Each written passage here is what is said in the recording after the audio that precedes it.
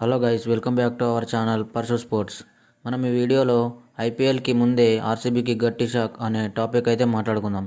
So guys, మన ఛానల్కి కొత్తగా వచ్చిన వాళ్ళు లైక్ అండ్ సబ్స్క్రైబ్ చేసుకోండి. ఇక టాపిక్లోకి వెళ్తే,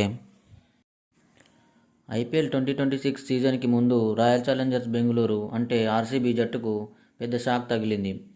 ఆ జట్టు కీలక బౌలర్ యష్ దయాల్ టోర్నీకి దూరమయ్యే ఛాన్సులు ఎక్కువగా కనిపిస్తున్నాయి. ఫోక్సో కేసులో ఇరుక్కున్న దయాల్ ఇటీవల అతడి బెయిల్ పిటిషన్ కూడా కోర్టు తిరస్కరించడంతో అరెస్ట్ అయ్యేలా కనిపిస్తున్నాడు. ఒక మహిళ తనను పెళ్లి చేసుకుంటానని నమ్మించి 5 ఏళ్లుగా అత్యాచారం చేస్తున్నాడని యష్ దయాల్పై పోలీసులకు ఫిర్యాదు చేసింది. అలాగే మరో 17 ఏళ్ల బాలిక తనపై లైంగిక దాడికి పాల్పడినట్టుగా ఆరోపించింది. దీంతో యష్ దయాల్కు ఫోక్సో చట్టం కింద కేసు నమోదైంది.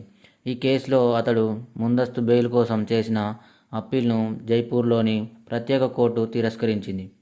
దీంతో త్వరలో యష్ దయాల్ను పోలీసులు అదుపులోకి తీసుకునే అవకాశం ఉందని తెలుస్తోంది.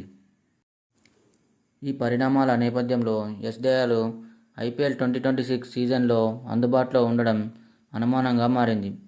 లైంగిక ఆరోపణలు ఎదుర్కొంటున్న ప్లేయర్ను ఆడిపించడం సరైనది కాదని టీం మేనేజ్మెంట్ భావిస్తోంది.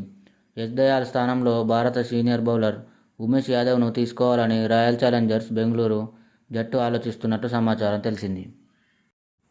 యష్ దయాల్ విషయంలో మరికొద్ది రోజుల్లో రాయల్ ఛాలెంజర్స్ ఫ్రాంచైజీ కీలక నిర్ణయం తీసుకునే అవకాశం ఉంది.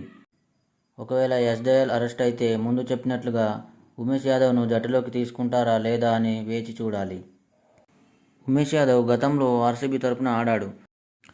2018 నుంచి 2020 సీజన్ వరకు 3 సీజన్లలో రాయల్ ఛాలెంజర్స్ బెంగళూరుకు ప్రాతినిధ్యం వహించాడు.